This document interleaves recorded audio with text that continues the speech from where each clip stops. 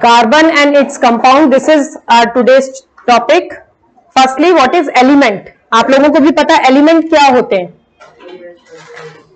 Element are the simple substance which can't be still further या which can't be broken down further into simpler substances. So chemistry में पहले हम पढ़ते हैं elements, और elements को ही डिवाइड किया गया है mainly. Elements are mainly 3 types: metal, non metal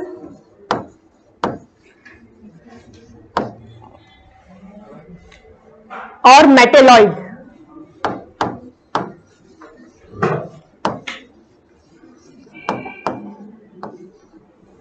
so elements को 3 पार्ट्स में डिवाइड किया गया है: metal, non metal and metalloids.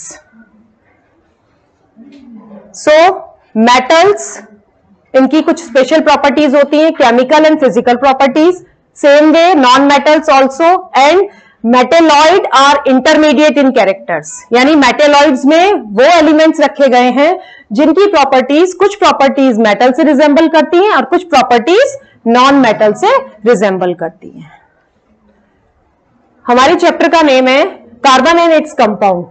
Carbon, according to the classification, it is classified into non metal.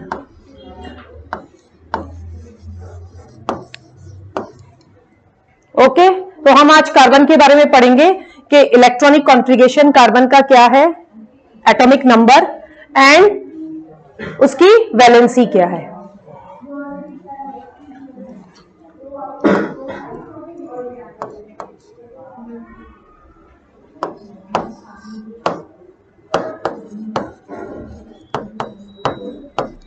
Carbon का मास नंबर 12 होता है. मास नंबर मींस किसी भी एलिमेंट में प्रोटॉन का नंबर और न्यूट्रॉन का नंबर ही उसका मास नंबर होता है. अगर आपको एटम का स्ट्रक्चर पता है, what is the structure of atom? Atom में मेनली सेंटर पोजीशन पर न्यूक्लियस होता है, which is mainly positively in charge. So nucleus mainly proton और न्यूट्रॉन का बना हुआ होता है. प्रोटॉन्स पॉजिटिवली चार्ज होते हैं एंड न्यूट्रॉन्स चार्जलेस होते हैं, उन पर कोई भी चार्ज नहीं होता है. और इलेक्ट्रॉन्स जो एटम के ही सब पार्टिकल्स हैं, वो न्यूक्लियस के चारों तरफ डिफरेंट शेल्स में, ऑर्बिट्स में रोटेट करते हैं. ये आपने सारा 9th क्लास में पढ़ा था कि डिफरेंट शेल्स में इलेक्ट्रॉन्स रोटेट करते हैं और उन शेल्स को हम K, L, M, N, O इस तरीके से कहते हैं. ठीक है. अब K के लिए एलिमेंट का N का number, N main quantum number कहलाता है. K के लिए N का नंबर 1 होता है और L उसके बाद का शेल है, तो L के लिए N का नंबर 2 होता है. तो इस तरीके से हम किसी भी शेल में कितने नंबर ऑफ इलेक्ट्रॉन्स प्रेजेंट है वो हम निकाल सकते हैं. इसके लिए एक जनरल फॉर्मूला है 2n². The maximum number of electron which can accommodate in a particular shell we can find out by this formula 2n². So carbon, if we see carbon 12 here and C, ये आपने सारा 9th में पढ़ा था कि किसी भी atom में हम रिप्रेजेंट करते हैं तो ऊपर उसका मास नंबर लिखते हैं और नीचे एटॉमिक नंबर लिखते हैं. और atomic number is equals to the number of electron. इसका क्या मतलब है?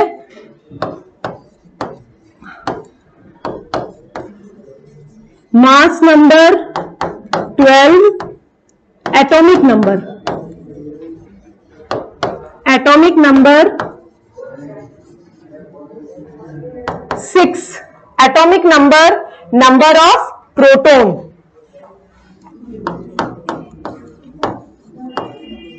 और अगर एटम इलेक्ट्रिकली न्यूट्रल है तो इसका मतलब यह है कि एटम के अंदर जितने पॉजिटिव चार्ज है उतने ही नेगेटिव चार्ज भी है। So atomic number, the number of proton, so carbon का एटॉमिक नंबर 6 है, इसका मतलब कार्बन में 6 प्रोटॉन है। और किसी भी एटम के अंदर जितना एटॉमिक नंबर होता है वो इलेक्ट्रॉन के नंबर के बराबर होता है। तो हम इसे ये भी लिख सकते हैं, एटॉमिक नंबर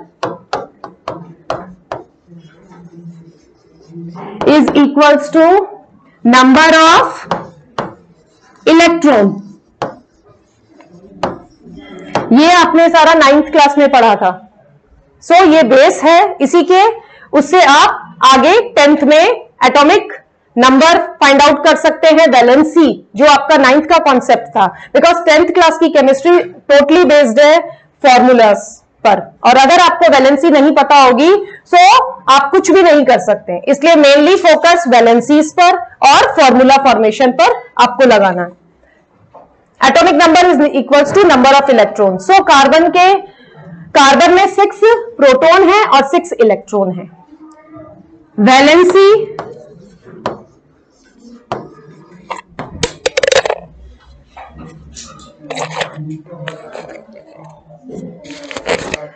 वैलेंसी हम यहां पे कह सकते हैं the combining capacity of an atom, यानी एटम किसी और एटम से कंबाइन होता है और कंपाउंड बनाता है तो वो कैपेसिटी वैलेंसी होती है। और सिंपल शब्द में हम ये भी कह सकते हैं कि जितने इलेक्ट्रॉन की रिक्वायरमेंट होती है किसी भी एटम को अपना ऑक्टेट कंप्लीट करने के लिए।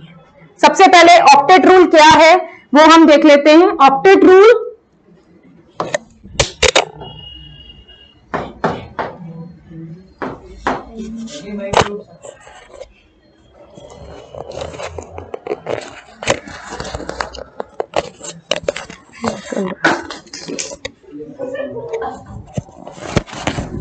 अंदर,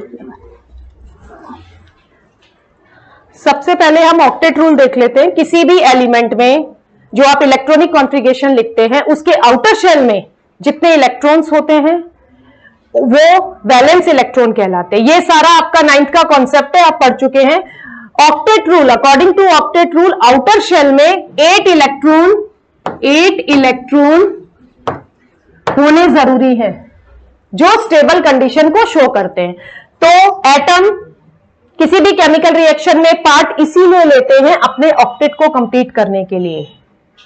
ओके, सो वैलेंसी, सिंपल शब्दों में हम ये भी कह सकते हैं कि वैलेंसी जितना उनके ऑक्टेट को कंप्लीट करने के लिए इलेक्ट्रॉन चाहिए वही सिंपल शब्दों में वैलेंसी होती है। The combining capacity of an electron of atom is known as valency. So हम कार्बन का एग्जांपल लेके चल रहे थे। कार्बन का एटॉमिक नंबर 6 है। सो इलेक्ट्रॉनिक कॉन्फ़िगरेशन अगर आप कार्बन का लिखेंगे 2 और 4, तो इसके आउटर शेल में 4 इलेक्ट्रॉन्स प्रेजेंट है। क्लियर? सो इसके पास में 2 पॉसिबिलिटीज हैं, यानी आउटर शेल में 8 इलेक्ट्रॉन स्टेबल कंडीशन है और कार्बन के पास में 4 इलेक्ट्रॉन है। सो इसके पास 2 पॉसिबिलिटीज है अपने ऑक्टेट को कंप्लीट करने के लिए कि या तो वो 4 इलेक्ट्रॉन को एक्सेप्ट करे और नेगेटिव वैलेंसी को बनाए, ओके, या वो 4 इलेक्ट्रॉन को एक्सेप्ट करके नेगेटिव आयन बनाए जिसकी वैलेंसी C-4, या वो 4 इलेक्ट्रॉन को बाहर निकाल के पॉजिटिव आयन बनाए। बट ये दोनों ही पॉसिबल नहीं है कार्बन के केस में, इसके भी रीजन है। सो हम रीजन डिस्कस करते हैं। कार्बन 6Kl 2 और 4, सो इसके आउटर शेल में 4 इलेक्ट्रॉन है। अगर हम इसका कार्बन का देखते हैं तो कार्बन के अंदर प्रोटॉन 6 है, इलेक्ट्रॉन -6। सो ओवरऑल अगर हम देखते हैं तो कार्बन पर अभी कोई भी चार्ज नहीं है, लेकिन अपने ऑक्टेट को कंप्लीट करने के लिए 2 पॉसिबिलिटीज हैं। लेकिन कार्बन ना तो पॉजिटिव आयन बनाता है और ना ही नेगेटिव आयन बनाता है। अगर आयन बन रहे हैं तो वो बनते हैं पूरे इलेक्ट्रॉन के एक्सेप्शन और डोनेशन से। अगर एटम इलेक्ट्रॉन डोनेट करता है तो वो पॉजिटिव आयन में कन्वर्ट होता है, और अगर एटम इलेक्ट्रॉन को एक्सेप्ट करता है तो वो नेगेटिव आयन में कन्वर्ट होता है। लेकिन कार्बन के पास में दोनों ही पॉसिबिलिटी नहीं है। कार्बन +4 वैलेंसी को शो नहीं करता है।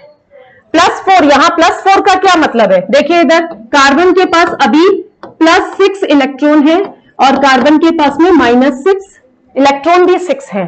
प्रोटॉन कभी भी एटम से बाहर नहीं जाते हैं। इलेक्ट्रॉन्स ही एटम से बाहर जाते हैं या फिर एक्सेप्ट किए जाते हैं according to the octet rule.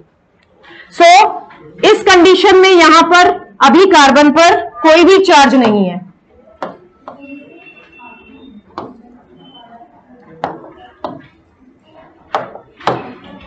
ठीक है, लेकिन अगर कार्बन +4 आयन बना रहा है, इसका क्या मतलब है? +4 आयन कब बनेंगे?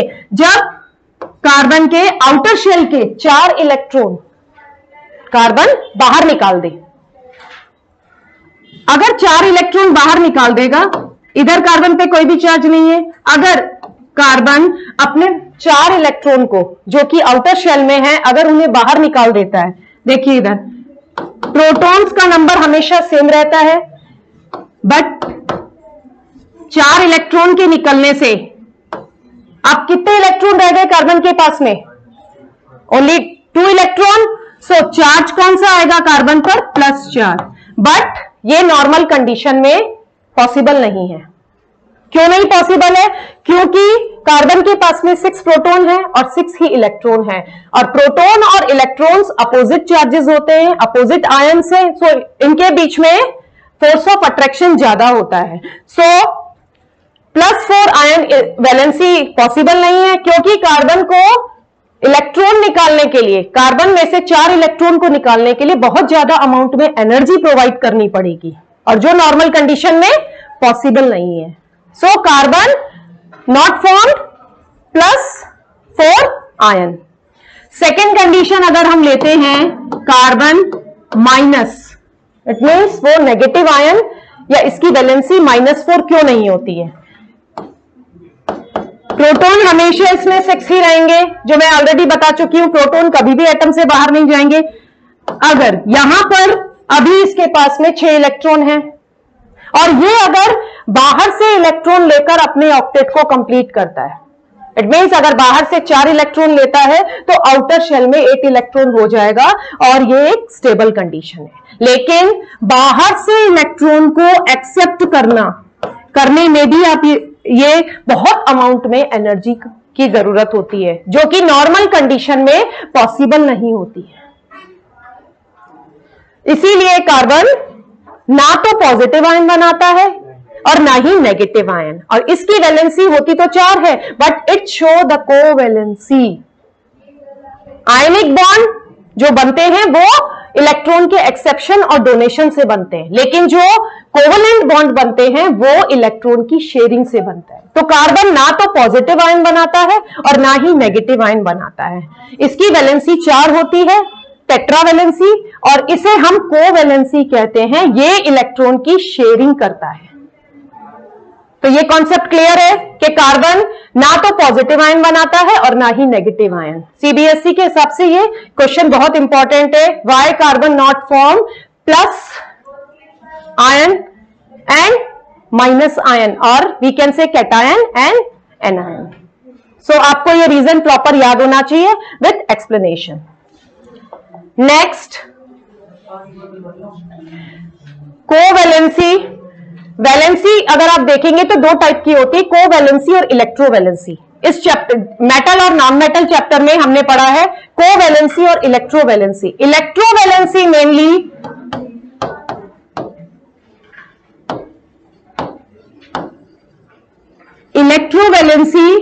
मेनली एक्सेप्शन और डोनेशन ऑफ इलेक्ट्रॉन से होती है।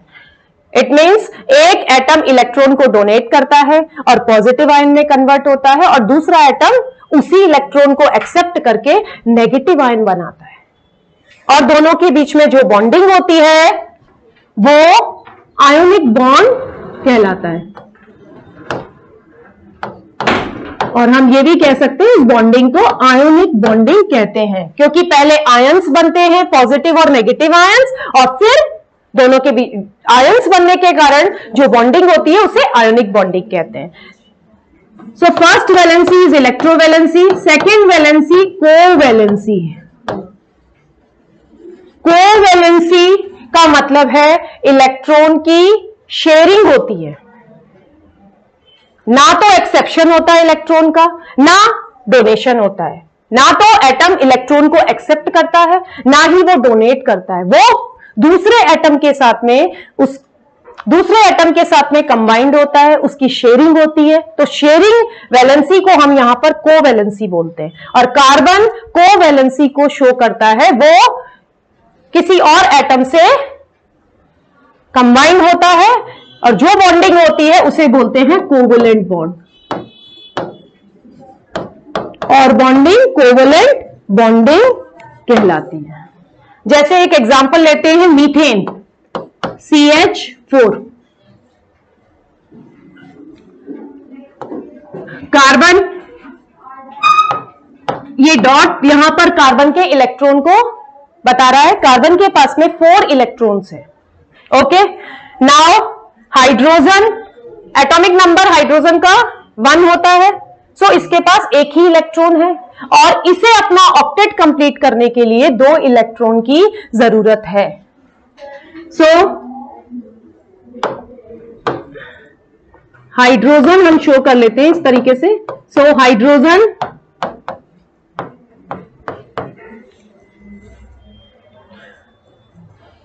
तो यहां पर कार्बन और हाइड्रोजन के बीच में इलेक्ट्रॉन की शेयरिंग हो रही है, एक्सेप्शन और डोनेशन नहीं हो रहा है कि कार्बन नेगेटिव चार्ज में या पॉजिटिव चार्ज में कन्वर्ट हो रहा है या हाइड्रोजन पॉजिटिव और नेगेटिव चार्ज में। तो कोवैलेंट बॉन्ड बनते हैं by the sharing of electron and ionic bond is formed by the exception and donation of electrons. So इधर देखिए, कार्बन को आउटर शेल में 8 इलेक्ट्रॉन की जरूरत है। यहां पर कार्बन का ऑक्टेट कंप्लीट है, 1 2 3 4 5 6 7 8, और आउटर शेल में 8 इलेक्ट्रॉन ही स्टेबल कंडीशन है, तो कार्बन का ऑक्टेट कंप्लीट है। अब हम हाइड्रोजन का ऑक्टेट देखते हैं। इस हाइड्रोजन का ऑक्टेट भी कंप्लीट है। हाइड्रोजन के पास 1 इलेक्ट्रॉन होता है और इसे हीलियम का इलेक्ट्रॉनिक कॉन्फ़िगरेशन एक्वायर करने के लिए ओनली 1 इलेक्ट्रॉन की जरूरत होती है। तो हाइड्रोजन का भी एटॉम इलेक्ट्रॉनिक कॉन्फ़िगरेशन कंप्लीट हो गया है। सो जनरल वे में हम इस तरीके से इसको लिख सकते हैं। एक लाइन यहां पर 1 लाइन किसको शो कर रही है? Sharing of electron, a pair of electron. It means 2 electron की शेयरिंग को 1 बॉन्ड दिखा रहा है। तो जनरल फॉर्मूले में हम इस तरीके से भी इसको कर सकते हैं। तो ये बॉन्डिंग कोवैलेंट बॉन्डिंग होती है जो कि इलेक्ट्रॉन की शेयरिंग से बनती है।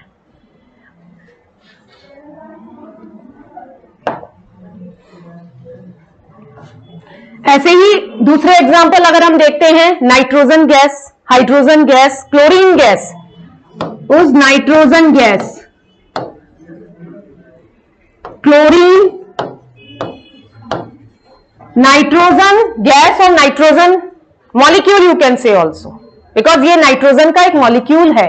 नाइट्रोजन एटम, एन यहां पर रेफर कर रहा है नाइट्रोजन के एटम को, और जब 2 एटम आपस में मिलते हैं तो वो नाइट्रोजन का मॉलिक्यूल बनाते हैं।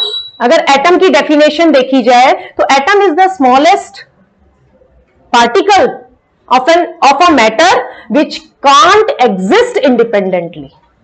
It means वो सबसे स्मॉलेस्ट पार्टिकल है मैटर का जो कि इंडिपेंडेंटली नहीं रह सकता है। उसकी टेंडेंसी ये होती है कि वो आपस में कंबाइन करके मॉलिक्यूल बनाता है। ठीक है,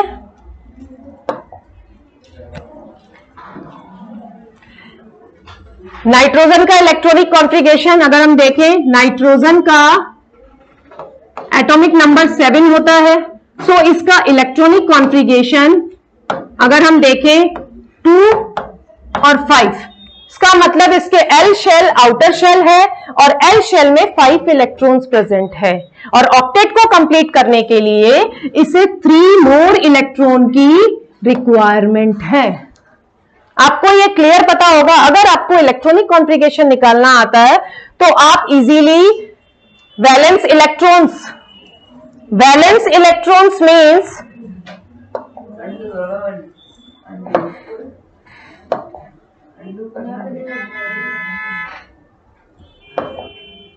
क्या हो गया? अंडू का बटन दबा दो अगली स्लाइड पे। इस पे अगली स्लाइड देखो बटन आ रहा होगा दबा दो 4 बार। मैं अपने स्क्रीन ओके नो प्रॉब्लम, मैं नई स्क्रीन पे कर रही हूँ। नाइट्रोजन गैस और नाइट्रोजन मॉलिक्यूल बनाना है तो नाइट्रोजन मॉलिक्यूल बनने के लिए भी कोवेलेंट बॉन्डिंग ही काम में आती है। नाइट्रोजन का एटॉमिक नंबर 7 है। सो इलेक्ट्रॉनिक कॉन्फ़िगरेशन अगर हम देखें के और एल शेल में के में 2 इलेक्ट्रॉन और एल में 5 इलेक्ट्रॉन्स प्रेजेंट हैं और ऑक्टेट रूल के हिसाब से एल में 8 इलेक्ट्रॉन होने चाहिए। सो नाइट्रोजन की वैलेंसी 3 होती है। ये सब आप 9th में पढ़ चुके हैं। सो वैलेंसी 3 होती है और अगर हम देखें नाइट्रोजन और नाइट्रोजन 2 एटम नाइट्रोजन के लेते हैं, 5 इलेक्ट्रॉन आउटर शेल में प्रेजेंट है। सो वैलेंसी 3 है, 3 valency is there. So minimum 3 bonding is required to complete the octet. यहां पे मैं लोन पेयर लिखूंगी नाइट्रोजन का। हर नाइट्रोजन एटम में 5 इलेक्ट्रॉन प्रेजेंट है आउटर शेल में। यहां पर 3 इलेक्ट्रॉन की शेयरिंग होगी और उससे ये बॉन्ड कंप्लीट होगा और नाइट्रोजन एक्वायर इट्स ऑक्टेट। सी ये इस नाइट्रोजन का ऑक्टेट कंप्लीट हो गया। 1 line means sharing of 2 electrons. So count this nitrogen electron 1 2 3 4 5 6 7 8. So octet is complete here also octet is complete. So octet is complete. So what is the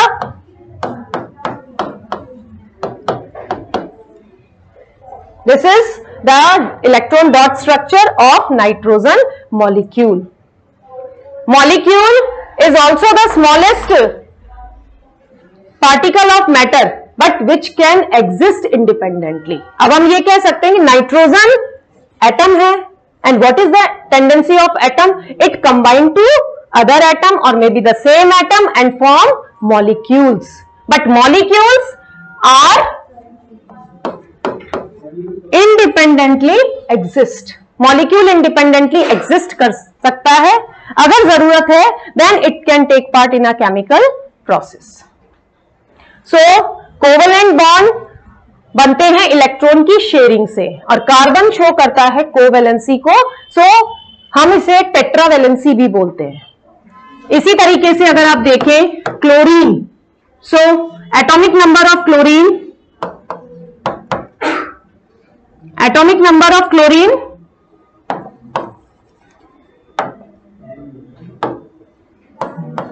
17। इतने ही electron भी होंगे chlorine के अंदर। So electronic configuration अगर आप लिखेंगे 287। Shell number आपको पता ही है K L and M। So outer shell में 7 इलेक्ट्रॉन्स प्रेजेंट है। आउटर शेल में 7 इलेक्ट्रॉन प्रेजेंट है। सो इसे केवल 1 इलेक्ट्रॉन की रिक्वायरमेंट है to complete its octet. So chlorine की वैलेंसी 1 होती है, -1। सो क्लोरीन और क्लोरीन 7 इलेक्ट्रॉन,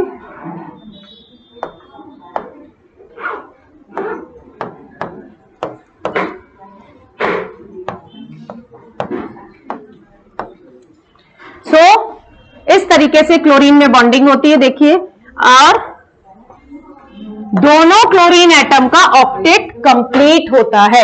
देखिए इधर 1 2 3 4 5 6 7 8। सो Cl2 फॉर्मेशन में दोनों क्लोरीन का ऑक्टेट कंप्लीट होता है और क्लोरीन की जो वैलेंसी होती है इसे कोवैलेंसी कहा जाता है। सो इस तरीके से कोवैलेंट बॉन्डिंग आपसे पूछी जा सकती है बोर्ड में कि how to make a covalent bond Cl2 HCl also covalent bond, तो आपको ये बनाने आने चाहिए।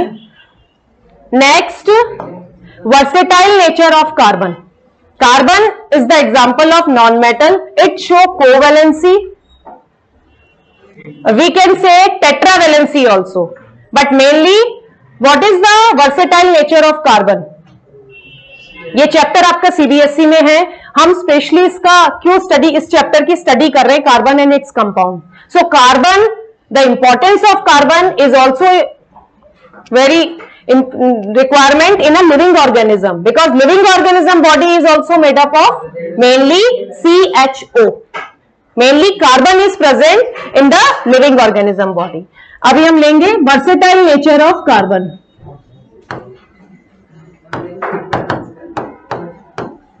Versatile nature of carbon. Carbon hydrogen के साथ मिलके हाइड्रोकार्बन्स बनाता है। हाइड्रोकार्बन्स हम उन कंपाउंड्स को कहते हैं जो कि कार्बन और मेनली कार्बन और हाइड्रोजन से बने होते हैं। कार्बन लॉन्ग चेन कंपाउंड भी बनाता है और हाइड्रोकार्बन की स्टडी हम केमिस्ट्री की अलग ब्रांच में करते हैं जिसे कहते हैं ऑर्गेनिक केमिस्ट्री। सो कार्बन किस तरीके से इस वैलेंसी को शो करता है और कैसे कंपाउंड बनाता है वो उसकी प्रॉपर्टीज पर डिपेंड है। इसे हम वर्सेटाइल नेचर ऑफ कार्बन भी कह सकते हैं। सो कार्बन की मेनली 2 प्रॉपर्टीज हैं जो इसके वर्सेटाइल नेचर को शो करती है। First is tetravalency, first is tetravalency.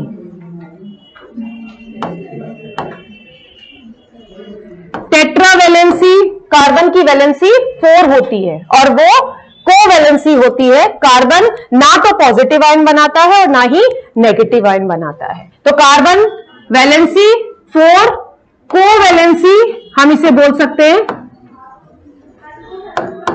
तो ये भी एक इंपॉर्टेंट प्रॉपर्टी है कार्बन की जो कि इसके वर्सेटाइल नेचर को शो करती है। टेट्रावैलेंसी का मतलब है कि कार्बन इस तरीके से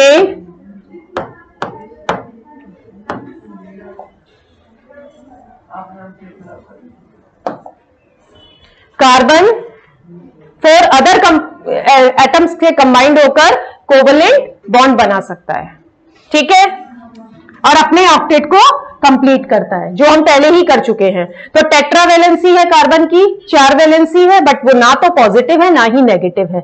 और कार्बन कोवैलेंसी को शो करता है क्योंकि कार्बन अपना ऑक्टेट या जो भी बॉन्डिंग बनाता है वो शेयरिंग ऑफ इलेक्ट्रॉन से बनती है।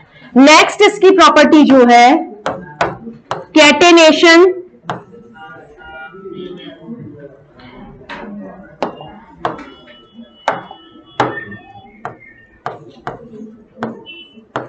Catenation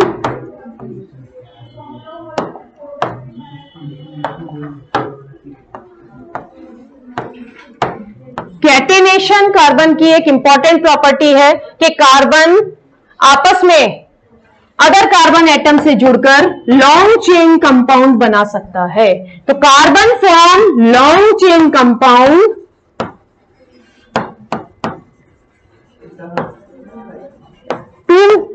joined by other carbon atom. This property of carbon atom is known as catenation.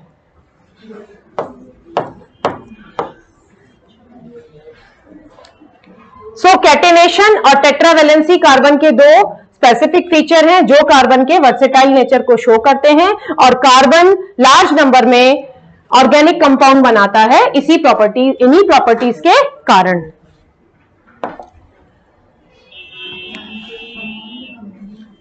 Next हम पढ़ेंगे हाइड्रोकार्बन। हाइड्रोकार्बन जैसे कि नाम से ही क्लियर है, hydrocarbon These are the compound which is formed by hydrogen and carbon. Compound formed by hydrogen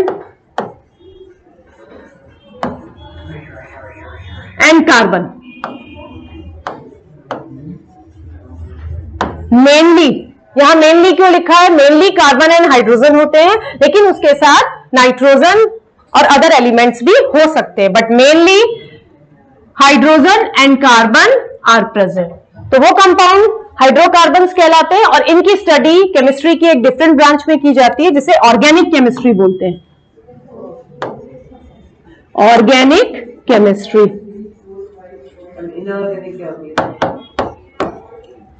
organic chemistry branch of chemistry जिसके अंदर हम ऑर्गेनिक कंपाउंड की स्टडी करते हैं. A study of organic compound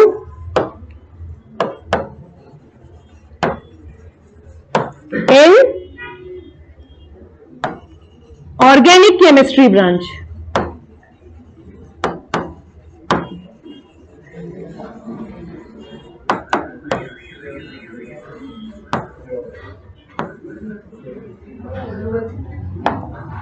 इसके बाद हाइड्रोकार्बन्स, किस तरीके के हाइड्रोकार्बन्स हैं? Compound type of hydrocarbons, mainly hydrocarbons अपनी बॉन्डिंग के हिसाब से, हाइड्रोकार्बन्स मेनली किस तरीके के बॉन्ड बना रहे हैं और कार्बन वैलेंसी किस तरीके से सेटिस्फाइड है. तो हाइड्रोकार्बन को हम मेनली 2 हाइड्रोकार्बन्स में डिवाइड कर सकते हैं. Saturated hydrocarbon, saturated hydrocarbon,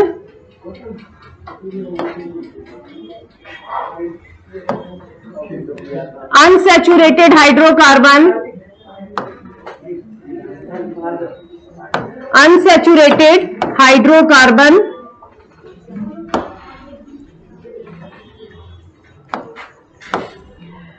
hydrocarbon किस तरीके की बॉन्डिंग बना रहे हैं? डबल बॉन्ड से वो किसी और एटम से कंबाइन है, या सिंगल बॉन्ड से है, या ट्रिपल बॉन्ड से है. उसके अकॉर्डिंग इनका क्लासिफिकेशन किया गया, मेनली किया गया है सैचुरेटेड हाइड्रोकार्बन और अनसैचुरेटेड हाइड्रोकार्बन.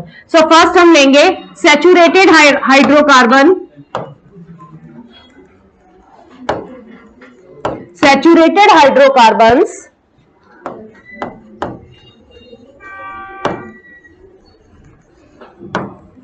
ये मेनली एल्केन्स होते हैं. सो डेफिनेशन के हिसाब से अगर हम देखें कि व्हाट इज सैचुरेटेड हाइड्रोकार्बन, तो saturated hydrocarbon firstly example methane. अगर हम इसकी बॉन्डिंग बनाते हैं, इसका मतलब कार्बन से हाइड्रोजन जुड़ा हुआ है सिंगल बॉन्ड की मदद से. तो हम सैचुरेटेड हाइड्रोकार्बन की डेफिनेशन इस तरीके से बोल सकते हैं कि सैचुरेटेड हाइड्रोकार्बन किस तरीके का? It is a type of hydrocarbon in which all the carbon valencies are satisfied with single bond. इसका मतलब कार्बन की चारों वैलेंसी अगर सिंगल बॉन्ड से किसी दूसरे एटम से कंबाइन है तो ऐसे हाइड्रोकार्बन को सैचुरेटेड हाइड्रोकार्बन कहा जाता है. Second, unsaturated hydrocarbon.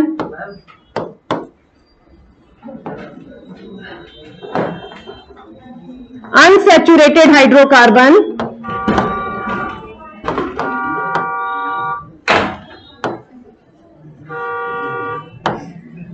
इसका मतलब कार्बन की वैलेंसी सिंगल बॉन्ड से सेटिस्फाइड नहीं है. अगर मैं एक एग्जांपल लूं,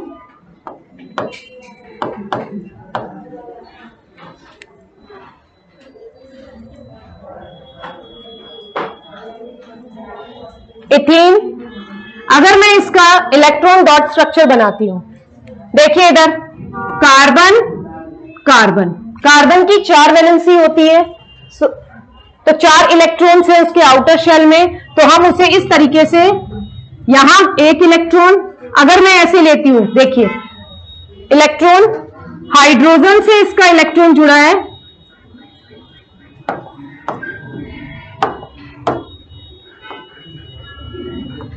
ये हाइड्रोजन का इलेक्ट्रॉन हम ले लेते हैं, ये हम हाइड्रोजन का इलेक्ट्रॉन ले लेते हैं, ऐसे ही इधर हाइड्रोजन का इलेक्ट्रॉन, ठीक है। अगर मैं ऐसे सोचूं कि सिंगल बॉन्ड से सेटिस्फाइड है, कार्बन का ऑक्टेट, हाइड्रोजन का ऑक्टेट तो कंप्लीट हो जाएगा, लेकिन कार्बन का ऑक्टेट कंप्लीट नहीं हो रहा है। देखिए इधर, क्योंकि 1 2, अगर मैं इस कार्बन की बात करती हूं, इधर देखिए 1 2 3 4 5 6, केवल 6 इलेक्ट्रॉन ही कार्बन में आ रहे हैं, तो कार्बन का ऑक्टेट कंप्लीट नहीं हुआ है। हाइड्रोजन का ऑक्टेट तो कंप्लीट है। सो ऑक्टेट को कंप्लीट करना, इसका मतलब हर कार्बन के पास में, एटम के पास में 8 इलेक्ट्रॉन होना चाहिए, तो 8 इलेक्ट्रॉन नहीं है। सो कार्बन कार्बन के बीच में शेयरिंग बढ़ेगी, क्योंकि कार्बन के 4 इलेक्ट्रॉन होते हैं, यहां मैंने अभी 3 ही बताए सैचुरेटेड हाइड्रोकार्बन के हिसाब से। सो यहां पर क्या होगा, 2 कार्बन कार्बन के बीच में शेयरिंग ऑफ इलेक्ट्रॉन्स बढ़ जाएगा, 2 इलेक्ट्रॉन की शेयरिंग होगी, हर कार्बन का 2 इलेक्ट्रॉन दूसरे कार्बन के 2 इलेक्ट्रॉन से शेयरिंग करेगा। तो अगर हम इसको इस तरीके से लिखें,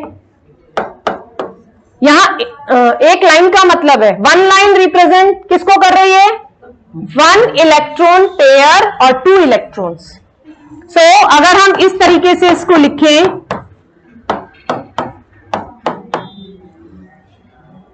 हाइड्रोजन का ऑक्टेट भी कंप्लीट है, अगर मैं इस हाइड्रोजन की बात करूं, इसका ऑक्टेट भी कंप्लीट है, इसका भी ऑक्टेट कंप्लीट है, इधर भी इसका भी कंप्लीट है, इसका भी कंप्लीट है। और अगर इस कार्बन की बात की जाए, इस कार्बन की बात की जाए, तो इस कार्बन का भी ऑक्टेट अब कंप्लीट है। आपको सिंपल चीज आपको यह ध्यान रखना है कि एक कार्बन से carbon show tetravalency. So what is this meaning of tetravalency? 4 lines are there in each carbon atom, और एक लाइन शो करती है, किसको रिप्रेजेंट करती है, इलेक्ट्रॉन पेयर या 2 इलेक्ट्रॉन की शेयरिंग को, ठीक है। सो यहां पर अब अगर आप देख रहे हैं, तो 2 इलेक्ट्रॉन कार्बन के हर एटम के 2 इलेक्ट्रॉन की शेयरिंग हो रही है और उससे डबल बॉन्ड बन रहा है।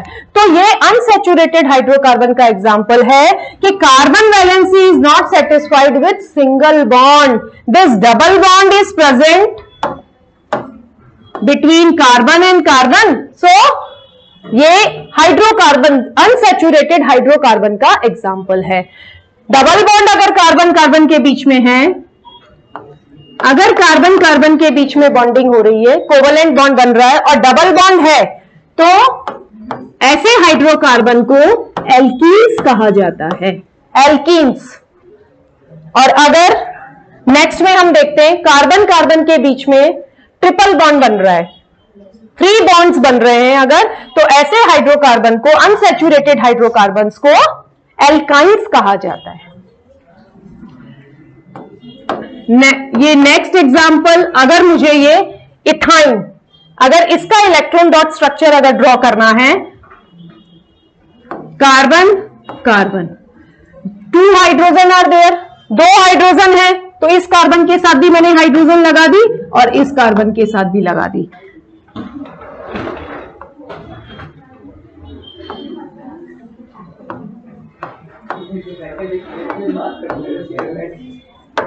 अब देखिए इधर हाइड्रोजन के इलेक्ट्रॉन्स में इससे कर लेती हूं, ठीक है।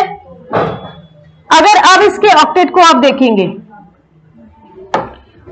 इस हाइड्रोजन का ऑक्टेट कंप्लीट है, बिकॉज हाइड्रोजन को अपने ऑक्टेट को कंप्लीट करने के लिए केवल 2 इलेक्ट्रॉन्स की रिक्वायरमेंट होती है। Hydrogen, helium, helium is a noble gas. So hydrogen के पास उसे 8 इलेक्ट्रॉन नहीं बनाने, उसे केवल अपने नियरेस्ट इनर्ट गैस का इलेक्ट्रॉनिक कॉन्फ़िगरेशन एक्वायर करना है। तो हाइड्रोजन के बाद हीलियम आती है, सो हीलियम में इलेक्ट्रॉन्स 2 होते हैं, इसलिए हाइड्रोजन का ऑक्टेट कंप्लीट है। यहां भी हाइड्रोजन में 2 इलेक्ट्रॉन्स आर देयर, हाइड्रोजन का ऑक्टेट कंप्लीट है। अगर हम इस कार्बन की बात करते हैं, 8 इलेक्ट्रॉन्स, ये इस कार्बन का भी ऑक्टेट कंप्लीट है और यहां भी इस कार्बन का ऑक्टेट कंप्लीट है। तो कार्बन कार्बन के बीच में बॉन्डिंग बढ़ गई है क्योंकि हाइड्रोजन कम है। तो इस टाइप के अनसैचुरेटेड हाइड्रोकार्बन को एल्काइंस बोला जाता है। सो एल्काइंस हम बोल सकते हैं ऐसे अनसैचुरेटेड हाइड्रोकार्बन जिनके बीच में कार्बन कार्बन के बीच में बॉन्डिंग बढ़ जाती है। इसको हम इस तरीके से भी सिंपल वे में लिख सकते हैं, ये इलेक्ट्रॉन डॉट स्ट्रक्चर, और इस तरीके से भी आप इसको लिख सकते हैं। और अगर कंडेंस लिखना चाहें C2H2। सो हाइड्रोकार्बन मेनली अनसैचुरेटेड हाइड्रोकार्बन और सैचुरेटेड हाइड्रोकार्बन है। सैचुरेटेड हाइड्रोकार्बन का क्या मतलब है? अगर कार्बन वैलेंसी सेटिस्फाइड है सिंगल बॉन्ड से, इसका मतलब कार्बन से जो भी एटम कंबाइन है वो सिंगल बॉन्ड से कंबाइन है, तो वो सैचुरेटेड हाइड्रोकार्बन है। और सैचुरेटेड हाइड्रोकार्बन्स को एल्केन्स बोला जाता है, ठीक है। और अनसैचुरेटेड हाइड्रोकार्बन्स मींस अगर कार्बन कार्बन के बीच में डबल बॉन्ड या ट्रिपल बॉन्ड आ रहा है, दूसरे एटम अगर ज्यादा नहीं है, तो कार्बन कार्बन के बीच में ऑक्टेट को कंप्लीट करने के लिए इलेक्ट्रॉन की शेयरिंग बढ़ जाती है। जैसे यहां पर ट्रिपल बॉन्ड बन रहा है, तो ये भी अनसैचुरेटेड हाइड्रोकार्बन का एग्जाम्पल है। सो hydrocarbon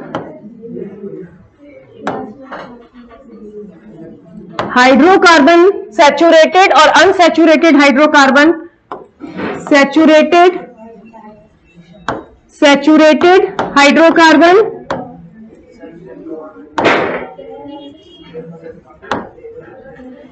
alkanes are the general name, और इनका जनरल फॉर्मूला 2N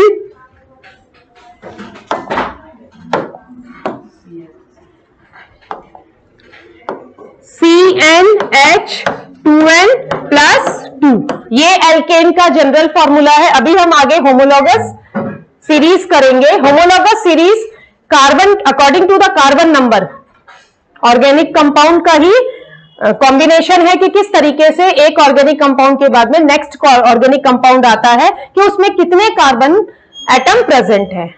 अगर उसमें एक कार्बन एटम प्रेजेंट है तो वो मैथ कहलाएगा, अगर उसमें 2 कार्बन एटम प्रेजेंट है एथ, 3 कार्बन एटम अगर होंगे तो प्रॉप। इस तरीके से एक सीरीज है, उसे होमोलॉगस सीरीज कहते हैं। तो मेनली एल्केन जो आपके हैं अनसैचुरेटेड सैचुरेटेड हाइड्रोकार्बन का एग्जांपल है, और इसका general formula CnH2n+2।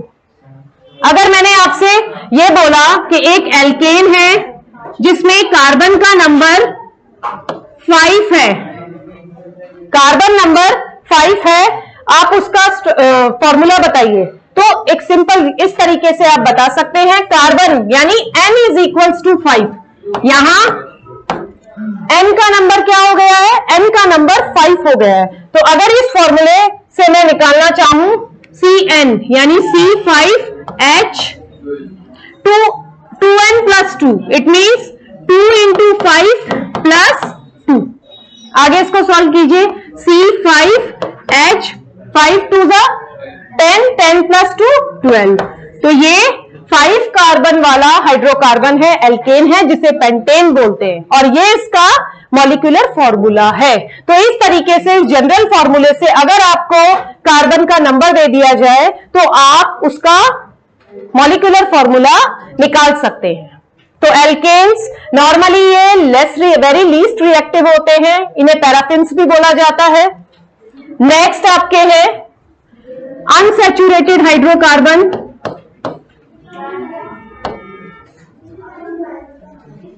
Unsaturated hydrocarbon, इसमें आपके डबल बॉन्ड और सिंगल बॉन्ड वाले, डबल बॉन्ड और ट्रिपल बॉन्ड वाले हाइड्रोकार्बन आएंगे। अनसैचुरेटेड हाइड्रोकार्बन ये 2 में है आपके डबल बॉन्ड और ट्रिपल बॉन्ड के अकॉर्डिंग। एल्कीन डबल बॉन्ड जिसमें कार्बन कार्बन के बीच में डबल बॉन्ड प्रेजेंट है। एल्काइन कार्बन कार्बन के बीच में ट्रिपल बॉन्ड प्रेजेंट है। सो एल्कीन फर्स्टली हम लेते हैं। जनरल फॉर्मूला एल्कीन का CnH2n।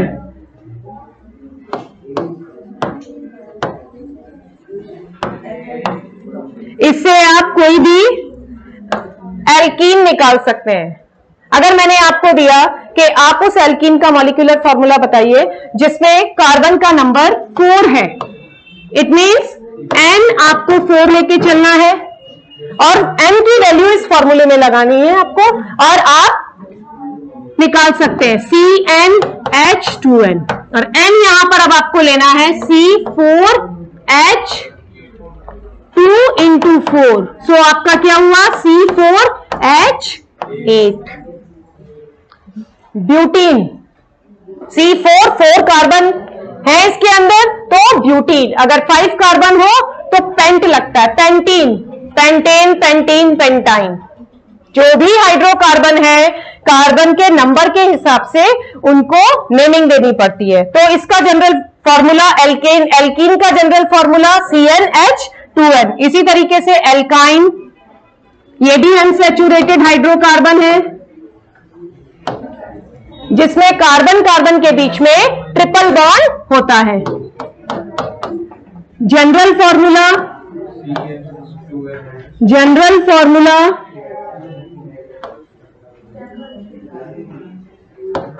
CnH2n-2, ये एल्काइन का जनरल फॉर्मूला है। आप इस फॉर्मूले का यूज करके एल्काइन निकाल सकते हैं कितने भी कार्बन। सपोज आपसे बोला है कार्बन का नंबर है 6, आप उसका अनसैचुरेटेड हाइड्रोकार्बन में इसका एल्काइन बताइए, ट्रिपल बॉन्ड वाला कंपाउंड बताइए, तो आप इससे निकाल सकते हैं CnH2n-2। अब n की वैल्यू यहां पर आप 6 लेंगे, n इज इक्वल्स टू 6, तो इस फॉर्मूले में पुट कीजिए C6H2H इंटू 6 -2, सो क्या रिजल्ट रहा C6H, 6 2 12, 12 - 2 10, सो C6H10 hexyne, triple bond is there, hexyne. और अगर इसका फॉर्मूला अगर आपको वैसे बनाना है structural formula hexyne, it means 6 carbon आपको लेने हैं, 6 कार्बन 1 2 3, और हाइड्रोजन आपको 10 लगाने हैं, सो अकॉर्डिंगली आप लिख सकते हैं हाइड्रोजन और इनके बीच में ट्रिपल बॉन्ड होगा, sharing of 3 electron by 1 carbon atom. ठीक है, एक जगह ट्रिपल बॉन्ड आपको लगाना है और हाइड्रोजन आपको फिल कर देने हैं। देखिए इधर, ये इधर 3 हाइड्रोजन, इस तरीके से आप फॉर्मूला बना भी सकते हैं। अगर आपको जनरल फॉर्मूला पता है एल्केन, एल्कीन और एल्काइन का, तो आप इससे किसी भी कार्बन का, सपोज कीजिए मैंने दिया N5, तो आप 5 कार्बन वाला हाइड्रोकार्बन निकाल सकते हैं, जैसे पेंटेन है, पेंटीन है या पेंटाइन है। ओके, अब इधर देखिए, अब इस कार्बन के पास में 4 वैलेंसीज, ऑलरेडी 4 लाइंस हैं, तो यहां हमें हाइड्रोजन लगाने की रिक्वायरमेंट नहीं है। जब आप फॉर्मूला बनाएंगे, स्ट्रक्चरल फॉर्मूला लिखेंगे, उसे एक्सपेंड करेंगे, तब आपको अपने आप ही पता चल जाएगा कि कितने हाइड्रोजन एटम की रिक्वायरमेंट है।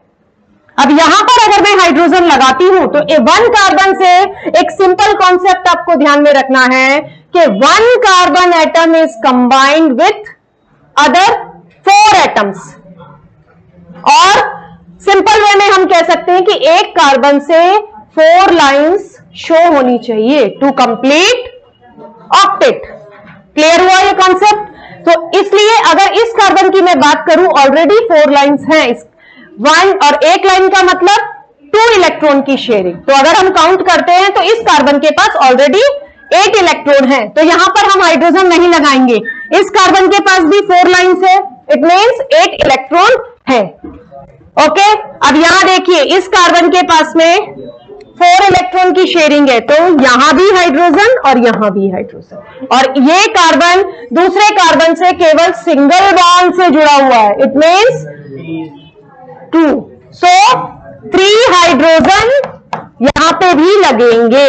अब आप काउंट कर सकते हैं 1 2 3 4 5 6, इट मीन्स C6, और हाइड्रोजन काउंट कीजिए 1 2 3 4 5 6 7 8 9 10।